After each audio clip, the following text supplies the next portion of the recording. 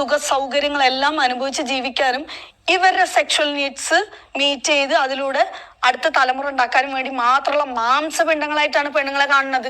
അല്ലെങ്കിൽ ഇവരുടെ പെങ്ങന്മാരെ കെട്ടിക്കാനോ അല്ല നിങ്ങളുടെ വാപ്പമാര് നിങ്ങൾക്ക് കഷ്ടപ്പെട്ട് ഈ തരുന്നത്. അങ്ങനെ പോലും ഒരു പെണ്ണിന് അംഗീകാരം കിട്ടരുത് എന്ന് ആഗ്രഹിക്കുന്നവർ ആ അംഗീകാരം പോലും ബാക്കിയുള്ളവരുടെ തലയിൽ അങ്ങോട്ട് വെച്ചു കൊടുക്കുക. എന്താ സ്വർണം കണ്ടിട്ട് വിഷമിക്കുന്നത്?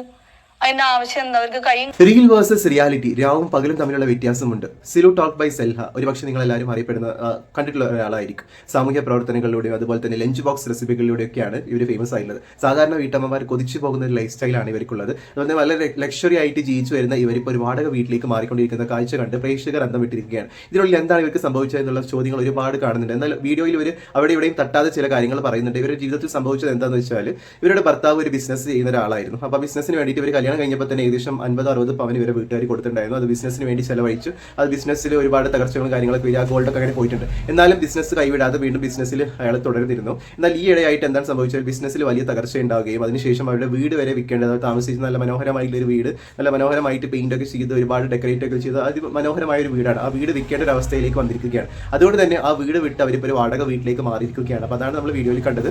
പിന്നെ പൊതുവേ ഈ സോഷ്യൽ മീഡിയകളിൽ വീഡിയോ ചെയ്യുന്ന ആൾക്കാർ പറയുന്ന എല്ലാ കാര്യങ്ങളും നമുക്ക് വിശ്വസിക്കാൻ കഴിയില്ല. കാരണം റീച്ചിനും ഇതിനൊക്കെ വേണ്ടിയിട്ട് ഇത്തരത്തിലുള്ള ഫാമിലി കുടുംബ വിഷയങ്ങളൊക്കെ സോഷ്യൽ മീഡിയയിൽ കൊടുത്തിട്ട് ഇതാക്കുന്ന ഒരുപാട് യൂട്യൂബേഴ്സ് ഉണ്ട്. എന്തായാലും അത് വ്യക്തമായിട്ടുള്ള ഒരു കാര്യം അവർ ഇതുവരെ സോഷ്യൽ മീഡിയയിൽ പറഞ്ഞില്ല. എന്നാൽ ഹസ്ബൻഡുമായിട്ടുള്ള പ്രശ്നങ്ങളാണെന്നുള്ള പ്രശ്നങ്ങളും അതുപോലെ തന്നെ ഭാര്യയും ഭർത്താവും തമ്മിലുള്ള പ്രശ്നങ്ങളാണ്, ഗോൾഡുമായി ബന്ധപ്പെട്ട വിഷയങ്ങളാണെന്നൊക്കെ ഉള്ളത് അവർ പറയാതെ സൂചിപ്പിച്ചിട്ടുണ്ട് പല വീഡിയോ. സോഷ്യൽ മീഡിയകളിൽ കാണുന്ന ലൈഫൊന്നും അല്ല പല ആൾക്കാരുടേതും. അവരുടെ റിയൽ ലൈഫിലേക്ക് നമ്മൾ കടന്നു ചെല്ലുക. അപ്പോൾ പൊതുവെ നമ്മൾ സോഷ്യൽ മീഡിയയിൽ കാണാറുണ്ട് ഒരു നല്ല അതിമനോഹരമായ ആരെയും കൊതിപ്പിക്കുന്ന ഒരു ലൈഫ് സ്റ്റൈലിൽ ജീവിച്ചു വന്നിട്ട് പെട്ടെന്നൊരു സുപ്രഭാതത്തിൽ അവർ തമ്മിലുള്ള അടിയും പിടിയും ഒക്കെ നമ്മൾ സോഷ്യൽ മീഡിയയിൽ കാണാറുണ്ട്.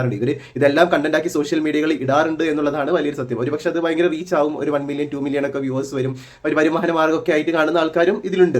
ഇപ്പോൾ ഇവരുടെ കാര്യത്തിൽ എത്രമാത്രം സത്യസന്ധത ഉണ്ട് എന്നുള്ളതും നമുക്ക് കണക്കാക്കാൻ പറ്റില്ല. അപ്പോൾ നിങ്ങൾ റിയൽ വേഴ്സസ് റിയാലിറ്റി ഒരുപാട് ഡിഫറൻസ് ഉണ്ട് എന്ന് കാണിക്കുന്ന പല യൂട്യൂബേഴ്സും ഇത് നമുക്കുണ്ട്. അപ്പോൾ ഇവരുടെ ലൈഫൊക്കെ കണ്ടിട്ട് എനിക്കും ഇതുപോലെ ആകണം, ഞാൻ ഇതുപോലെ ചെയ്യണം എന്നൊന്നും വിചാരിച്ചാരും നിൽക്കേണ്ട. നിങ്ങൾ നിങ്ങളുടെ സ്വകാര്യ ലൈഫ് എപ്പോഴും സ്വകാര്യതയായിട്ട് കാത്തു സൂക്ഷിക്കാൻ വേണ്ടി ശ്രമിക്കാം. ഓക്കെ, നമസ്കാരം.